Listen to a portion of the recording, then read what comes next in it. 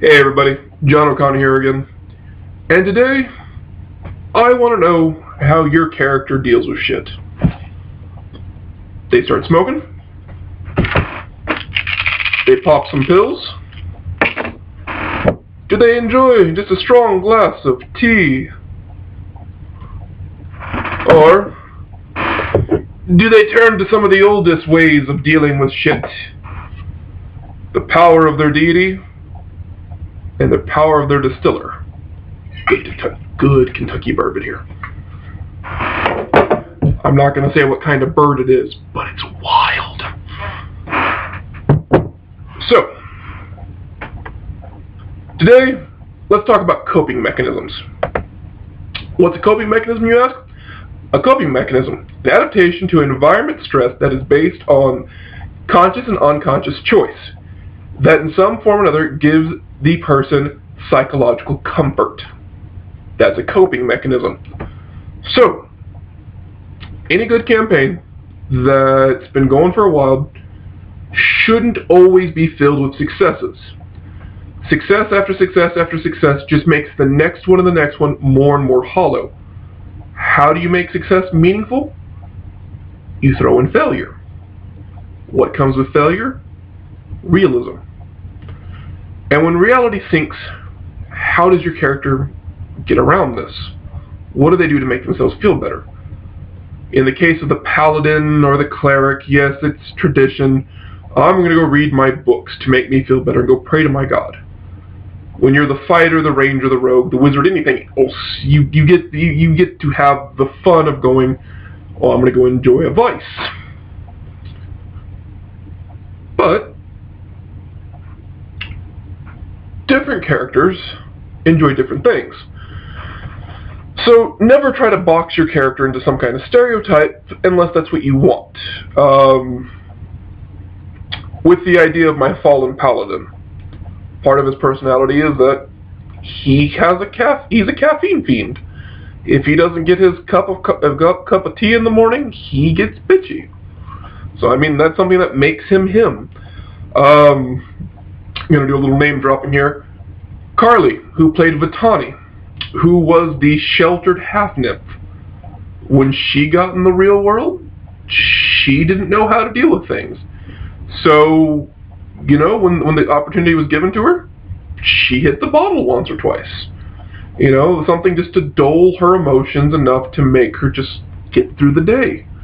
Xander, a character the Mapmaker played, he was a compulsive smoker. And again, it was something that he learned from his master who trained him since the day his parents died. And it was just something that he took to.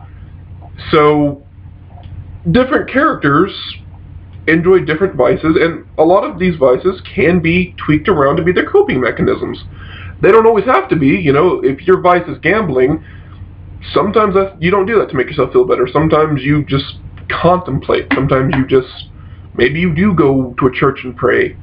It's all what you want to do and how you want to portray your character. But this is something, not necessarily when it comes to development, because this could be a new aspect of your character altogether when it happens, but this is something you want to think about. It is very easy to say when there's a lull in the adventure and something bad's happened to go, my character sat in the room and sulked for a couple days. An acceptable answer, yes, there's just a lot of general assumptions made when you say that, which, hey, if you're going for a C+, congratulations! You get a bronze star! Oh, how society sucks, because when you try the least, you still succeed. What I'm asking is, something fails in your party. Yes, I know you're sulking for 3 days in your room. But what else are you doing? If I ask you, hey, how are you dealing with this? And you come back with I'm sulking, I'll accept it as an answer. I don't like it. But it's like, okay, well, you gave me the bare minimum. You're obviously not dancing around, so okay, you're sad. But if you sit there and you tell me, hey, I went down to the bar, bought a bottle of something or another, went to my room, locked the door, didn't even bother with a glass, and I've just been nursing this bottle for the last day and a half. Drinking, looking at the bottle, contemplating what I did wrong, what I could have done better. Getting angry, taking another drink to get rid of the anger, and repeating this process over and over and over again. Well, you're going to make me the happiest girl at the dance, because I'm going to look at that going, wow, you really thought about what you were doing. I tolerate bare minimum, because it's hard to tell people what you want until someone just naturally produces it. And that's why I'm very lucky to have Carly, because when our character Vitani lost her boyfriend, that dude was just dragged to hell. I mean, pretty funny story, I'll tell it someday, but he was dragged to hell. I love doing this animation. Dragged to hell. And she sulked, which is, you know, again, she didn't say she sulked, but I gathered that she sulked for days. Because why?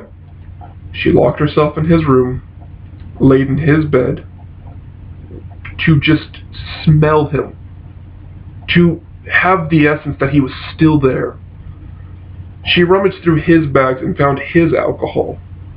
And even though she was predisposed to liking absinthe, she took something called Dragon's Fireball Whiskey or something like that, and that's what she enjoyed for the next few days, because she wanted to enjoy what he enjoyed, and she did it so poignantly that it's like someone took a soldering iron and engraved this memory in my head, because it's going to be with me forever.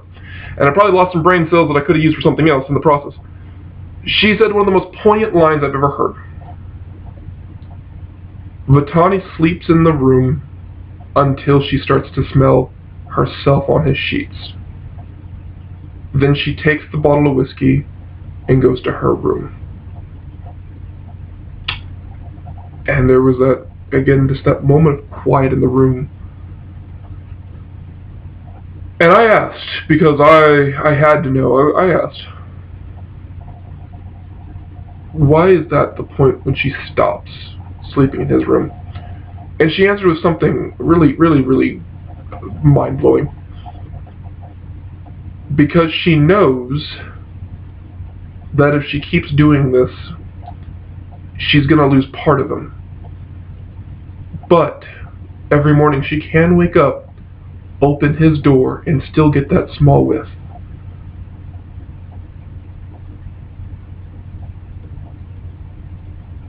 And I was speechless. It was a mixture of just pure role-playing beauty and one of the saddest things I've ever heard. And this is all being taken out of the context of the moment, so yes, you're listening going, oh.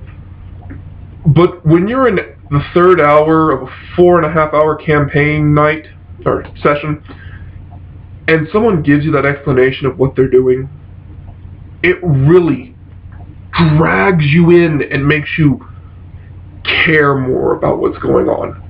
It makes you more invested into the story, and it makes you want to root for the characters more. And that was one of the greatest lines I've heard. And again, just thinking about it puts me at a loss of words, because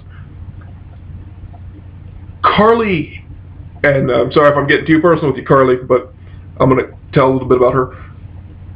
She's lost a few pets, but she's been lucky enough not to lose any close family members yet.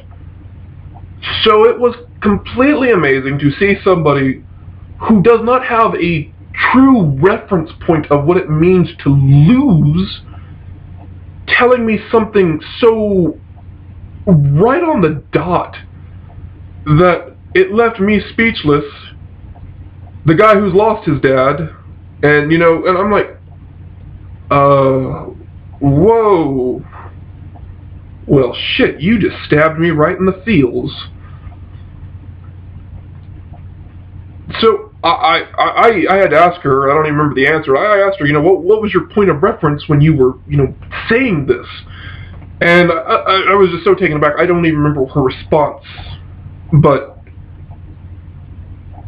this is what I think about when I think, what is your coping mechanism? Yes, you can tell me you sulk in your room for a couple days and you go all emo. Fine. I'll accept it begrudgingly. But when you come at me with what she did, suddenly I want to put more story around your character. I want to make your goals the primary goals of the story.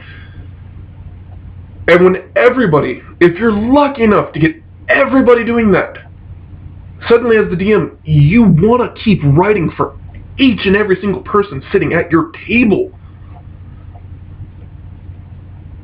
So this is my advice to any player watching this. This is not DM advice. This is for the players. Have a contingency plan of how your character acts out of character during a crisis, during the oh shit moment, during the this is all failing moment. Add that extra depth of your character. Give your Pinkie Pie a Pinkamena. Talk about if your character's vain and just loves high fashion and jewels and gems, and then they lose somebody. Talk about how they don't shower for a couple days. Talk about how they just let that stench just gather on them, and they don't care. If you're the pious paladin, and shit goes down, tell me how you go to the whorehouse. Talk about how you indulge in over drinking and overeating, and how you're feeling that void that your faith just won't help you with at this moment. You can play this up so many ways, and that's what I'm encouraging you to do. However your character normally acts, they're not going to act like that during the mourning process, during the sulking process. They're going to act a little bit different. Yeah, they're going to contain some of their own personality quirks and their traits and their beliefs, but part of them is going to be lost and substituted with something else. Normally Vitani is a very vain and just kind of vain but upbeat individual. She's one of those people who prefers the company of pretty people, but will talk to average looking people. Will have nothing to do with orcs. So to see someone with that genealogy and that that makeup of their character design suddenly not care so much about what their looks and not care so much about what other people were saying about them for that period where she was mourning before she took action. Yeah, it was a game changer. And moments like that bring your DM in and make them go, alright, well, I think you're the main character for this evening, or I think you're the main character for the story arc. So, if you've got one person doing that at your table, and you're sitting there going, man, why is the GM just always ogling over this character? It's because you're doing something wrong. You need to make your character more interesting. You need to fight for that screen time. Now, when this personal moment's going on, don't be that dick that intervenes. But if the event affected all of you, have your character interact with them. Talk about the existential crisis you're going through. Don't just go, okay, they're doing this, so I'm just going to say I'm sulking. No, you get your screen time too. Whatever you hit, tell me how you hit it and you abuse it. Tell me how you're going to drink all of this in one sitting, and I will sit there and listen and be like, oh shit, you're amazing. Tell me about how you have to empty this out 9 times in a day because you just keep flicking your cigarette. You're not even inhaling anymore. You're just watching it slowly burn and contemplating all your failures. This is interesting to me, the DM. Yes, I have a story I want to tell. Yes, there are plot points I want you to get to in a night. But the most fun I get to have, and if your DM doesn't think this, there's something wrong with them. the most fun that any DM who likes a story-driven campaign can have is that moment when he or she shuts the fuck up and just listens to the characters talk. Not the players, the characters. That moment when everybody's thinking as their fighter, their rogue, their wizard, their adept. That moment when they want to drive the story by asking you how you're feeling and what are you doing. They're not worried about skill points. They're not worried about hit points. They're not worried about ability scores. They're worried about the psychological condition of their friends and their friends' families. In that moment, when I get to be quiet and just see it happen, I feel truly blessed and really lucky that I get to be part of that. Because it's like watching a television show. It's like watching a movie that you paid this much for. This much. And it's even better because when it's done, you get to ask your friends, where the hell did you come up with that? That was genius! So, in closing, have something to fall back on when you fail, when you don't succeed. Always be thinking about how your character is going to act when things don't go right. Because doing that takes your character from some scribbles on a piece of paper to a three-dimensional individual that's more fun for you to come back to and more fun for me to listen to. Thank you for listening to this rant today. I hope you guys enjoyed. Please like, share, subscribe, and comment. I love reading all your comments. I love watching my little view thing go up on my analysis every day. I hope you guys are enjoying this, and please just keep sending me your love, guys. Have a great day.